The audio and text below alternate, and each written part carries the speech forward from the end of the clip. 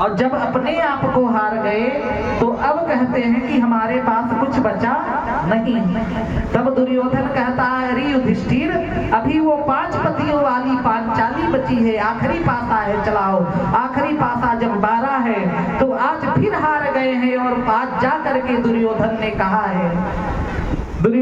कहा है कि दुशासन से जा करके उस पांचाली को घसीटते हुए ले आओ। दुशासन गया है, उस समय द्रौपदी ऋतुवती है, मासिक धर्म में है। जाकर के दुशासन ने द्रौपदी के बाल पकड़ लिए हैं। द्रौपदी कहती, भैया मैं इस अवस्था में हूं कि बाहर नहीं जा सकती। दुशासन कुछ नहीं सुना है और बाल घसीट करके द्रौपदी को ला करके दुर्योधन कहता है, मेरे जंघे पर बैठा दो, इसे निर्वस्त्र करके मेरे जंघे पर बैठा दो। दुर्योधन के सामने सब हंस रहे हैं खिलखिला करके। भीष्म पितामह मुंह छुपा करके बैठे हैं, द्रोणाचार्य मुंह छुपा करके सब लज्जित बैठे, लेकिन कोई बोल नहीं रहा है। और इधर जब भैया हुआ है तो द्रौपदी ने पहले अपने पतियों को बुलाया है कि अरे मेरे पांडव, भीम, अर्जुन, नकुल, सहदेव, युधिष्ठिर जैसे पति होते हुए कोई विधर्मी मेरी लाज को छीन रहा है, मेरी रक्षा करो। पतियों ने मुंह फेर लिया है। और जब पतियों ने मुंह फेरा है तो फिर पितामह भीष्म के पास गई, हे पितामह, आप तो सबसे बड़े हैं, मेरी लाज की रक्षा करें। पितामह ने मुंह फेरा है। और जब पितामह ने मुंह फेरा है भैया, उधर गुरुदेव के पास गई हैं, धृतराष्ट्र के पास गई, हे पिताश्री, मैं तो आपके कुल की बहू हूँ और बड़ी सभा में मेरी लाज जा रही है, मेरी रक्षा करें। जब सब ने भैया मुंह फेरा है तो अब द्रौपदी अपने बल का सहारा लेती है, दांत से अपने साड़ी को दबाई है। ओ वक्त की बलिहारी,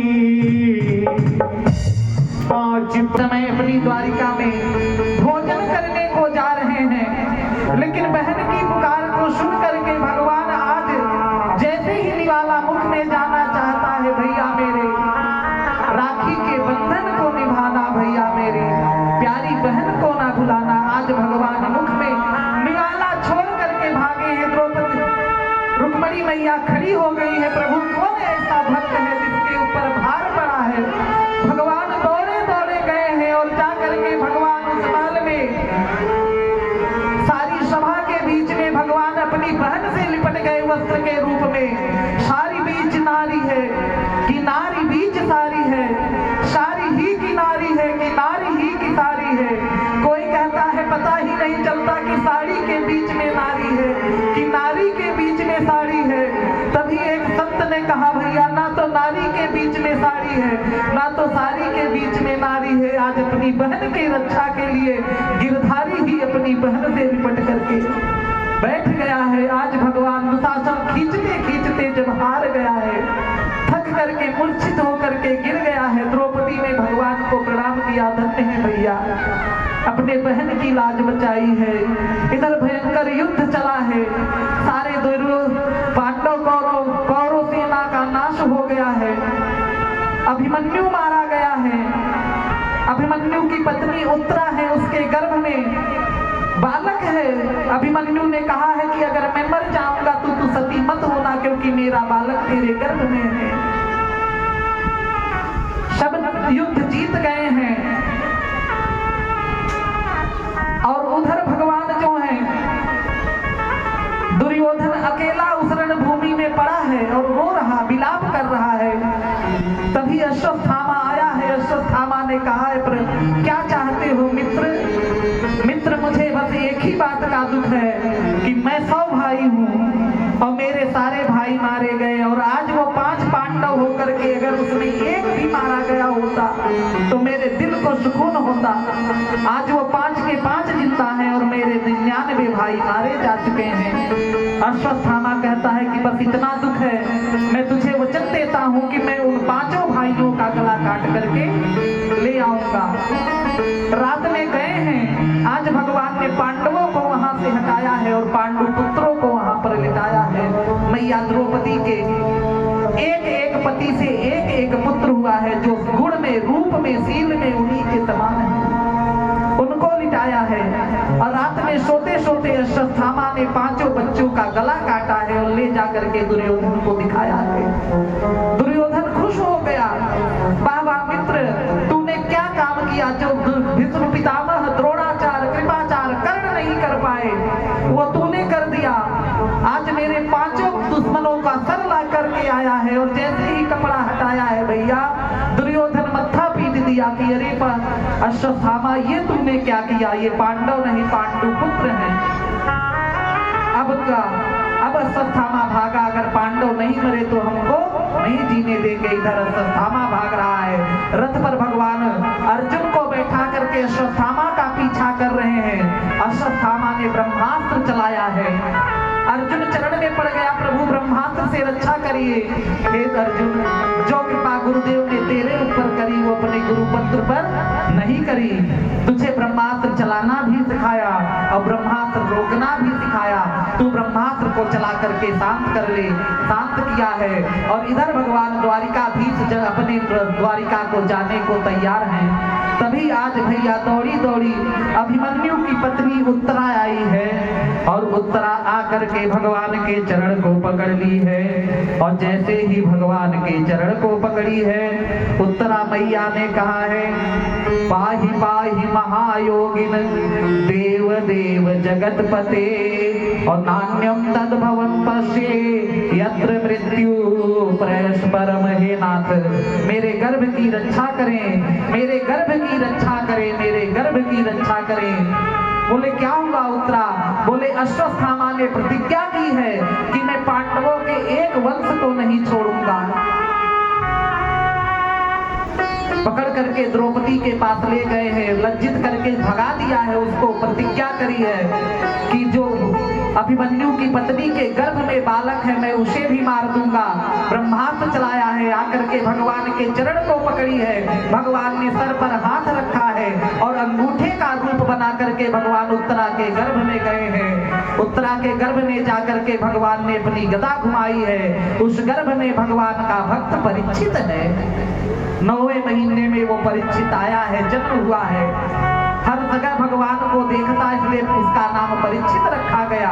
आगे चल करके जब परीक्षित 16 साल का हुआ है भैया, पांडवों ने उसको राजपाट दे करके सारे पांडव वन हो गए हैं। और इधर परीक्षित महापराक्रमी राजा हुए हैं, वीर राजा हुए हैं। परीक्षित के राज में कोई दुखी नहीं, कलयुग फैल नहीं पा रहा है। और एक दिन परीक्षित देखते हैं कि एक गाय है और एक बैल खड़ा है, एक पैर पर बैल खड़ा है और गाय, और एक महान पापी राक्षस उनको मार रहा है। परीक्षित ने तुरंत अपने धनुष और बाण को उठाया है और कहा, रे पापी, राजा परीक्षित के राज में गाय बैल मारी जाए, धिक्कार है पांडवों के वंश को कि मेरे रहते गाय और बैल मारे जा रहे हैं।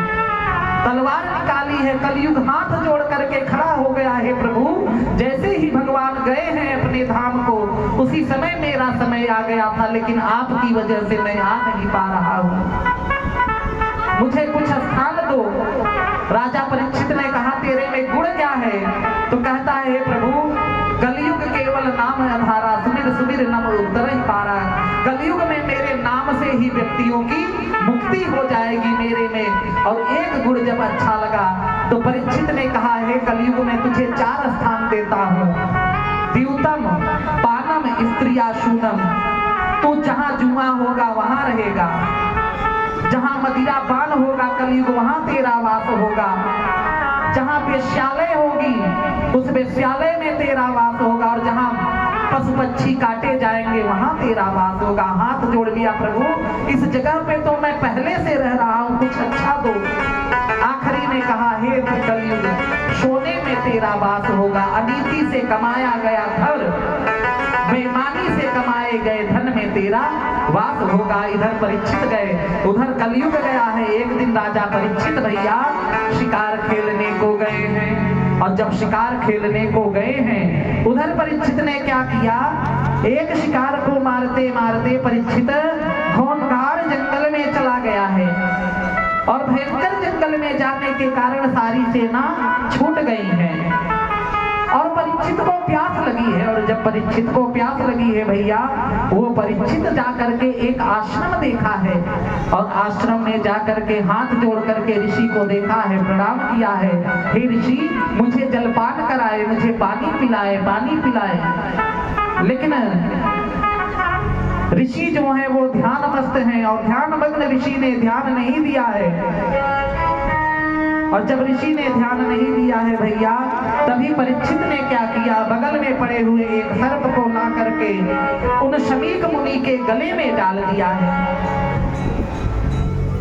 आज राजा परीक्षित ने एक अच्छे महात्मा को गलत मान लिया और रामायण में प्रताप भानु नाम का राजा है जिसने कपटी संत को असली संत मान लिया, दोनों का नाश हो गया। संत की परीक्षा करके उसे मानना चाहिए। और जाकर के सर्प डाला है, गुरु शिष्यों ने जाकर के बगल में नहा रहे ऋषि पुत्र को जो नदी में स्नान कर रहा है बताया है, और बताकोश की नदी में स्नान कर रहे बताया है। और गुरु पुत्र रोने लगा है, सिंगी रोने लगा है और क्रोध में आकर के हाथ में जल उठाया है और जल उठा करके ऋषि पुत्र ने श्राप दिया है, इत लंघित मर्यादम तच्छक शब्द मेधनी। अरे मूर्ख राजन, जिस मर्यादा का तूने उल्लंघन किया है, मैं तुझे श्राप देता हूँ कि आज के 7वें दिन तक्षक नाग तुझे डस लेगा और तेरी मृत्यु हो जाएगी। इधर भैया रोता रोता सिंगी पुत्र आया है, अपने पिता से लिपट करके रोने लगा है, पिता का ध्यान भंग हुआ है।